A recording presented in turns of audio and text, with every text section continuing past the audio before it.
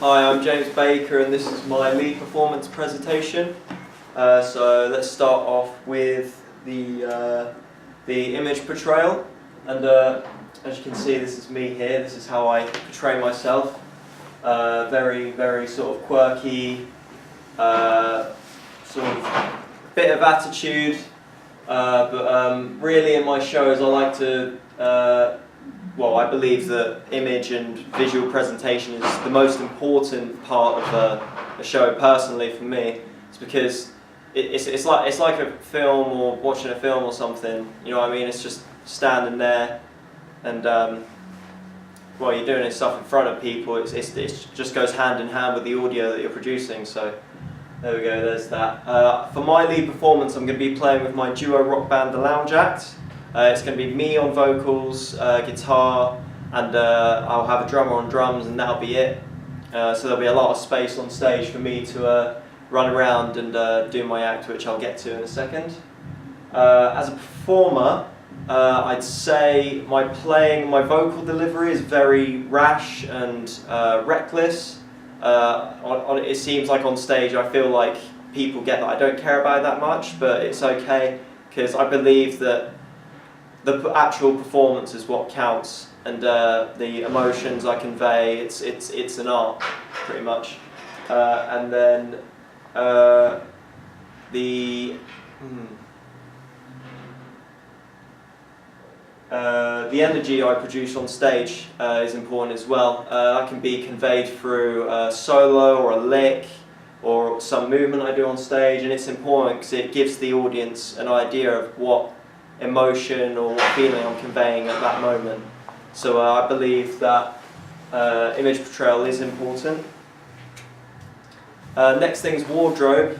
These are all my influences here. You got Tyler the Creator, you got it's the second Doctor, I can't remember his name. That's Nick Valenci, and you got Courtney Barnett. Now you notice about all these, they're wearing like sort of clothes are like sort of baggy, skinny jeans, high tops. And here is what I'm going to be wearing for my set, inspired by all my influences. So the high tops, the Converse, I mainly wear them because my duo act pretty much runs on my pedal board. I can play in that band without it. It's where all my sounds come from. So obviously I'm switching around pedals and stuff, and with these shoes here, I can lift my feet up quickly because they're lightweight, and also they're just very comfy as well, so I'm comfortable with them on stage. I like black skinny jeans because they're tight on my legs, obviously, which means I can run around without having to feel like I'm dragging something, like as if I was wearing baggy jeans. And, also I like them to be black so I can highlight my upper body. If I got a print on, which is with my shirt as well, I'm going to have a print on there, and that's going to convey influences or any sort of pop culture or other music that has influenced my act, so people can go away and listen to something else that they might like. And yeah, that's pretty much the wardrobe. Movement on stage. This video is probably my biggest influence for the way I move on stage and even the way I act. This video is a section from Jack White playing at the Great Northern Lights.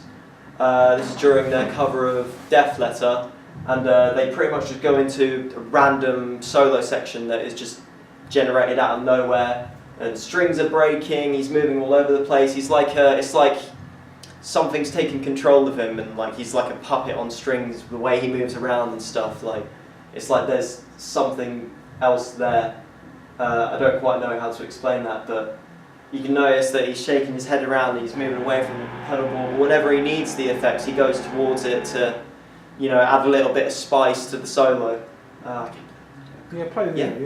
So this is the mouse is over just underneath. There we go. There we are.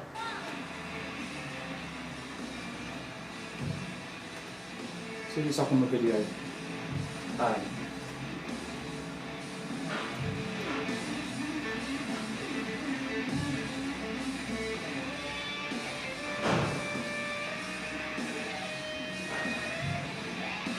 So you can you see he's still standing still by the pedal board, but he's still conveying his emotions with his movement, his head, and he's rocking back and forth along with his pedal that he's using.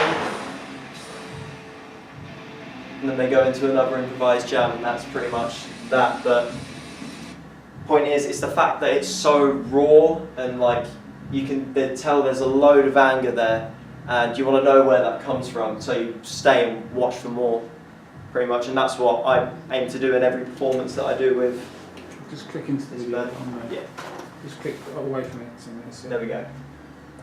Verbal and non-verbal communication is important, obviously. The two main ones, other than the audience, that I have to communicate with verbally and non-verbally are the techs and my drummer. The technicians, I will communicate with during sound check verbally, whether I need more drums in the monitors or more of me in the monitors. So we'll sort out all problems there. If there's any problems with the monitoring in the show, I can either give them eye contact or point at them, or say I need more drums in my ears by pointing at the drummer or whatnot. And then I can communicate with my drummer during the set, again, by non-verbally giving him eye contact. And I can also give him exposure by letting the audience know who's on the drums and whatnot. But if I need like a solo change, or I need to go into a jam where I feel like it, then I'm going to look at my drummer, and he's going to know, because we would have practiced it, and I'm just looking at him to make sure he knows what's coming. So there's that. Communication is very important.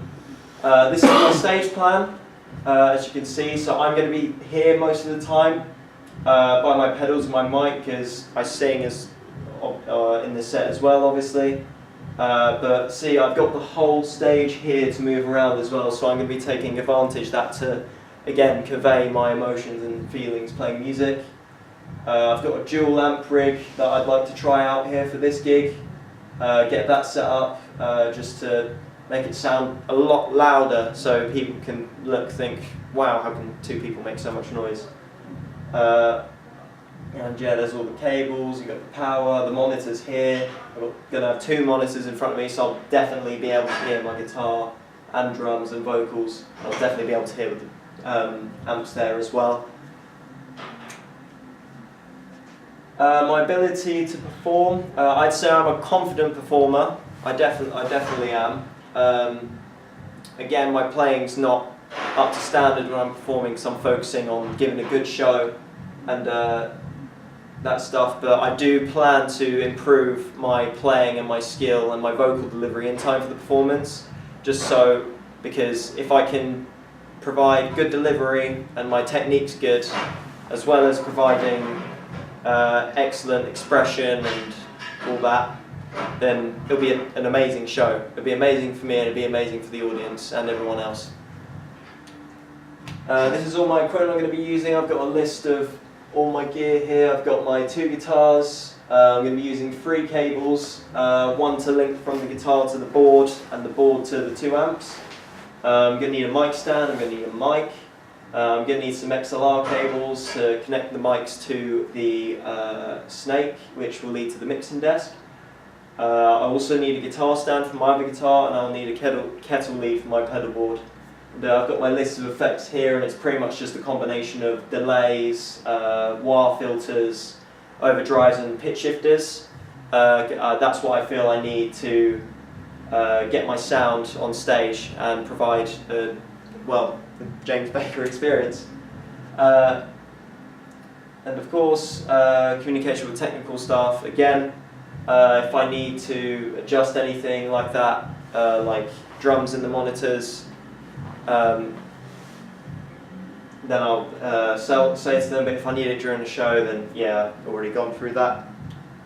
And yeah, there is health and safety implications. There will be a green line at the end of the stage, as pointed out on my stage plan. There I know not to go, because I don't want to fall off stage. That'd be terrible.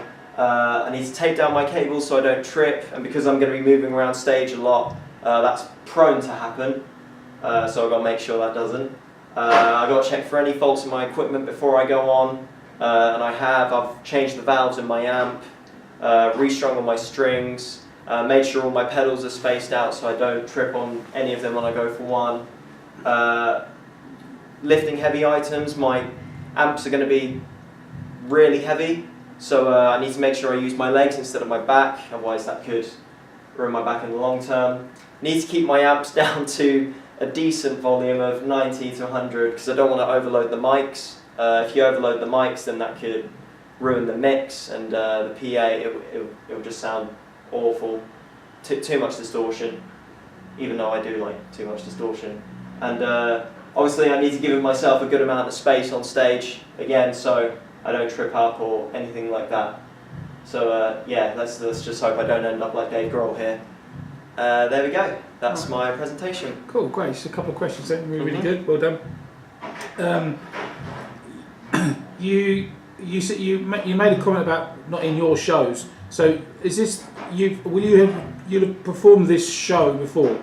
Yeah, I played at the venue with this band twice. Once with a college gig, and then once about last month actually I played for a voluntary thing. So I know what the venue is like. I know how to lay everything out now. So that's all good. Okay, cool. Who's counting in the songs?